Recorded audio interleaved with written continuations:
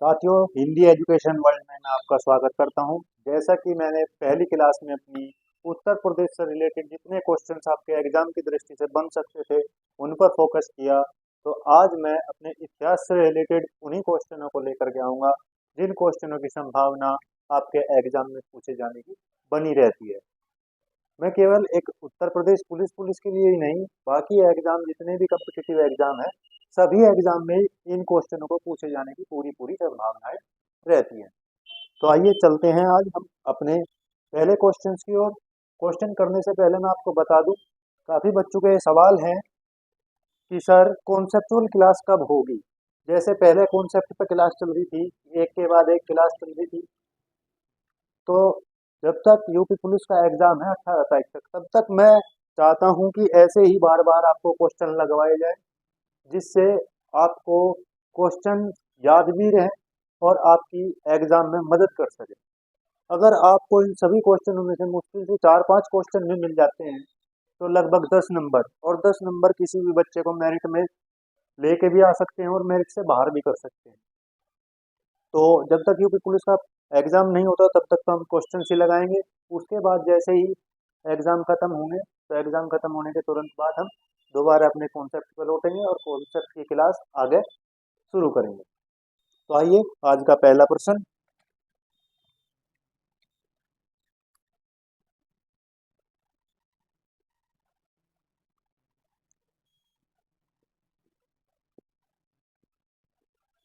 विजयनगर की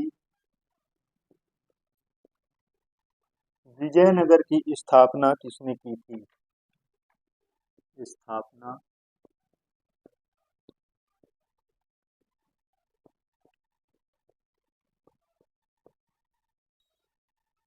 विजयनगर की स्थापना की थी।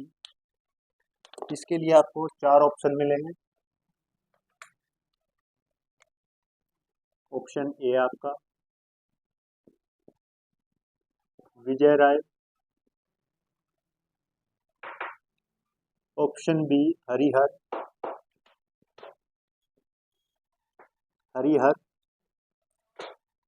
ऑप्शन सी हरिहर और बुक्का, हरिहर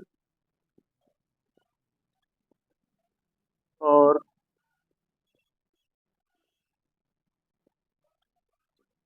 बुक्का, और लास्ट ऑप्शन आपका होगा बुक्का द्वितीय। बुक्का द्वितीय। आप क्वेश्चन देखिए, विजयनगर की स्थापना किसने की थी? विजयनगर की स्थापना किसने की थी? एग्जाम की दृष्टि से इंपॉर्टेंट क्वेश्चंस है। तो विजयनगर की स्थापना आपको ऐसा लगा होगा कि विजय राय ने की थी, क्योंकि विजयनगर का नाम आप ऐसा आइडिया लगा लेते हैं कई बार कि विजय राय के नाम पर ही इसका नाम विजयनगर पड़ा होगा, तो विजयनगर की स्थापना विजय राय ने की होगी। लेकिन बच्चों ऐसा नहीं है। विजयनगर की स्थापना हरिहर और बुक्का हरिहर और बुक्का दोनों ने मिलकर की थी। दोनों ने मिलकर की थी। तो नेक्स्ट क्वेश्चन आपका होगा कृष्णदेव राय।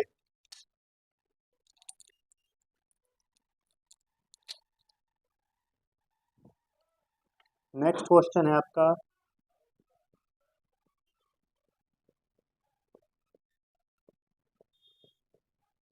कृष्णदेव राय के दरबार में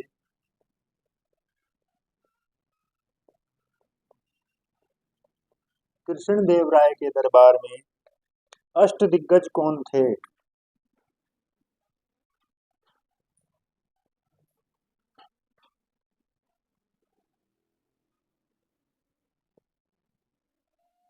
अष्टदिग्गज कौन थे? कृष्णदेव राय के दरबार में अष्टदिग्गज कौन थे? आपका पहला ऑप्शन होगा 8 मंत्री। आपका दूसरा ऑप्शन होगा 8 तेलुगु कवि। तीसरा ऑप्शन 8 सेनापति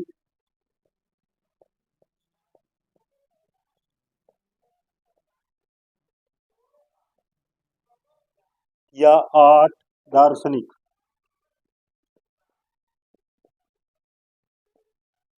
आठ दार्शनिक। कृष्णदेव राय के दरबार में अष्टदिग्गज कौन थे? 8 मंत्री थे या 8 तेलुगु कवि थे या 8 सेनापति थे या दार्शनिक थे? तो साथियों, इसका सही उत्तर होगा 8 तेलुगु कवि। कृष्णदेव राय के दरबार में 8 तेलुगु कवि थे। नेक्स्ट क्वेश्चन आपका,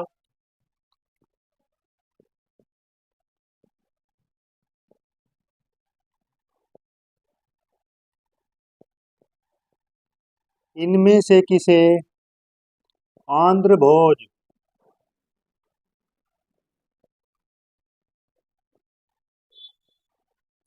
आंध्र भोज भी कहा जाता है?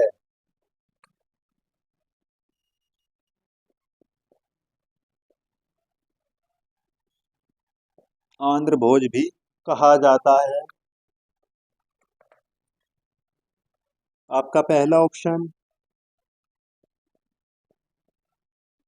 कृष्णदेव राय, आपका दूसरा ऑप्शन राजेंद्र चोल, जो चोल राज्य से संबंधित है। आपका तीसरा ऑप्शन हरिहर, और आपका चौथा ऑप्शन बुक्का। आंध्र भोज किसे कहा जाता है? आंध्र भोज किसे कहा जाता है? तो आंध्र भोज के नाम से कृष्णदेव राय, राजा कृष्णदेव राय को जाना जाता है। नेक्स्ट क्वेश्चन आपका होगा 1565 ईस्वी में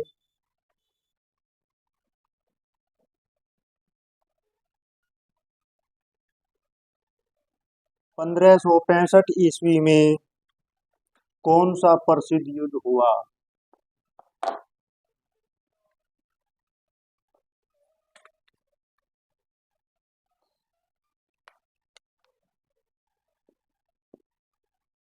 1565 ईस्वी में कौन सा युद्ध हुआ?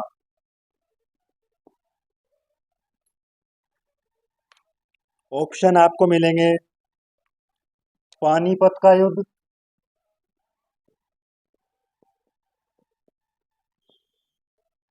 पानीपत का प्रथम युद्ध,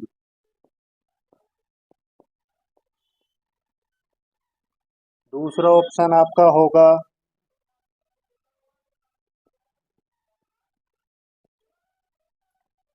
खनूजा या खानवा का युद्ध,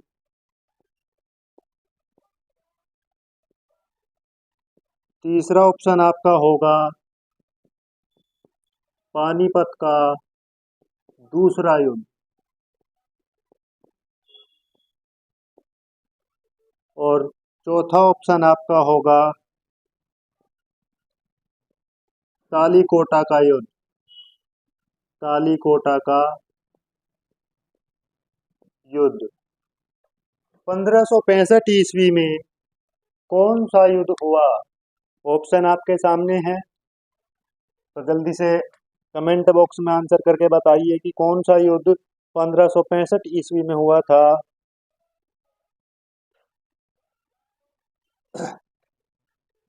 1565 ईस्वी में तालीकोटा का युद्ध हुआ था। आपका नेक्स्ट क्वेश्चन होगा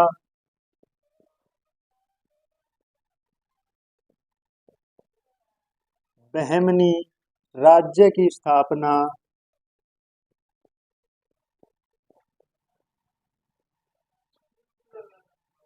बहमनी राज्य की स्थापना किस वर्ष हुई थी? किस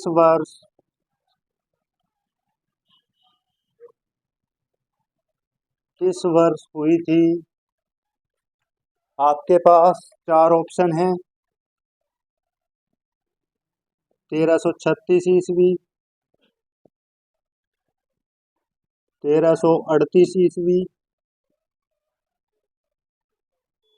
1347, 1347 ईस्वी और 1361 ईस्वी।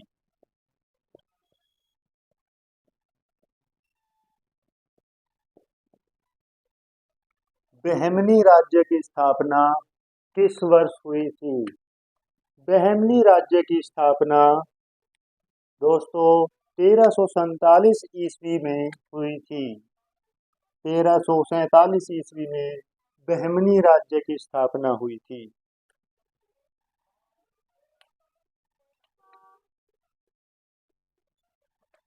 नेक्स्ट क्वेश्चन इंपॉर्टेंट है आपके लिए।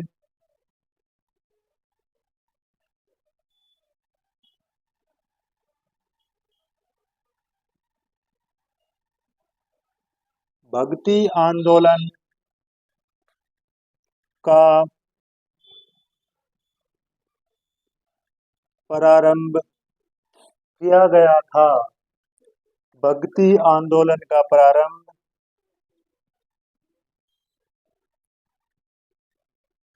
किया गया था।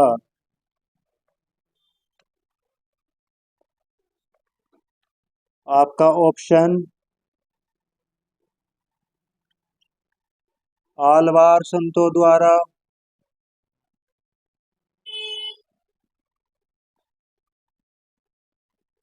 आपका दूसरा ऑप्शन सूफी संतों द्वारा,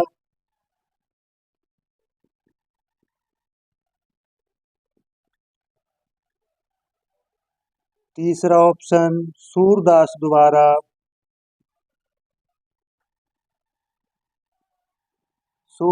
द्वारा,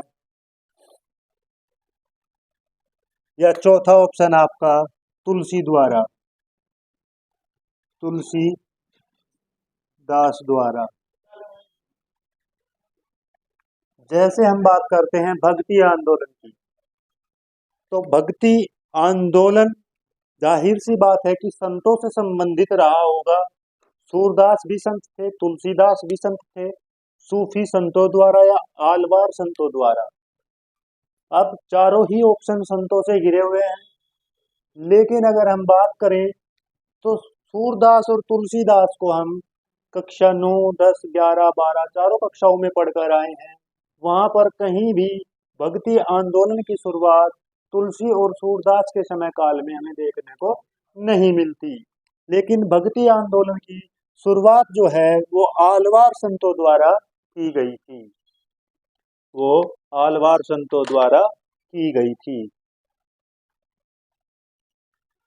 और कभी कभी बच्चों क्वेश्चन पूछ लिया जाता है कि कबीरदास किसके शिष्य थे? कबीरदास किसके शिष्य थे? ये क्वेश्चन मैं बच्चों आपके लिए छोड़ता हूँ। जिन जिन बच्चों को इसका आंसर पता है वो कमेंट बॉक्स में जवाब अवश्य दे। वो कमेंट बॉक्स में इसका जवाब दे। अब आपका नेक्स्ट क्वेश्चन है, पानीपत का प्रथम युद्ध किसके बीच हुआ?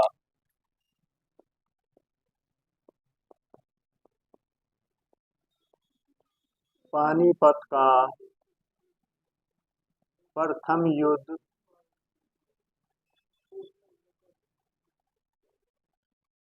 किसके बीच हुआ? तो आपका पहला ऑप्शन बाबर और राणा सांगा,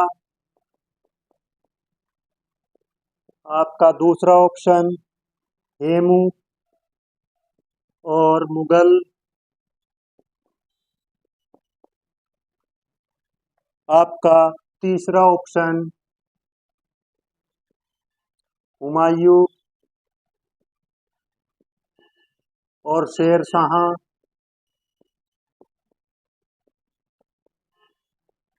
आपका चौथा ऑप्शन होगा बाबर और इब्राहिम लोदी। इब्राहिम लोदी।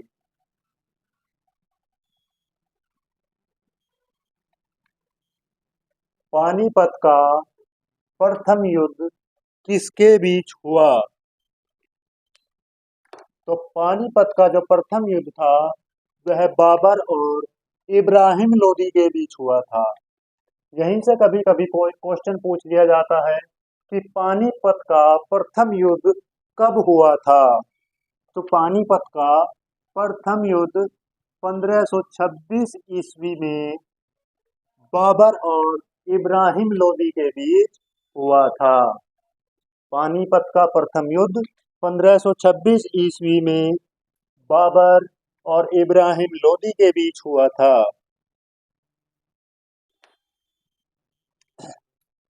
अब एक क्वेश्चन हम लिटरेचर से लेंगे। तुजुक ए बाबरी, तुजुक ए बाबरी किस भाषा में लिखा गया था?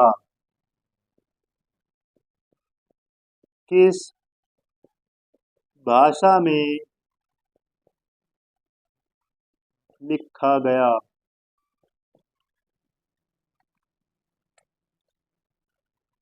आपके ऑप्शन होंगे फारसी,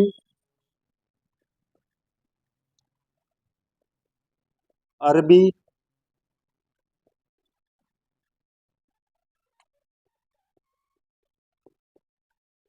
तुर्की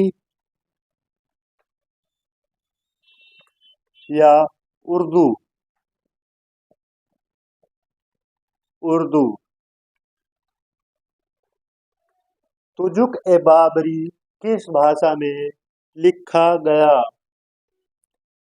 तो इसका सही आंसर आपका क्या होगा? तुजुक ए बाबरी जो लिटरेचर था वो तुर्की भाषा में लिखा गया था। और तुर्की भाषा में यह किस ग्रंथ का अनुवाद किया गया था? तुर्की भाषा में से बाबरनामा। बाबरनामा।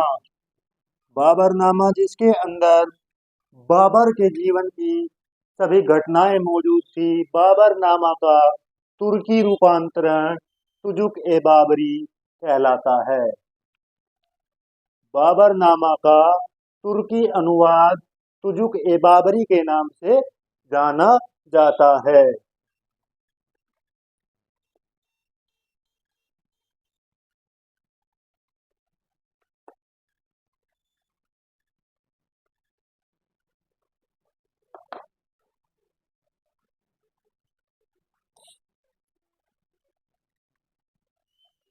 नेक्स्ट क्वेश्चन आपके एग्जाम की दृष्टि से बहुत बड़ा अच्छा क्वेश्चन है।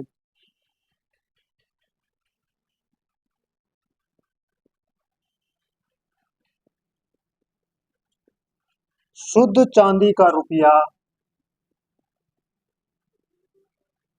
शुद्ध चांदी का रुपया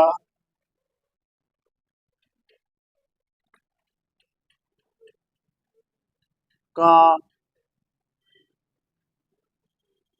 आविष्कार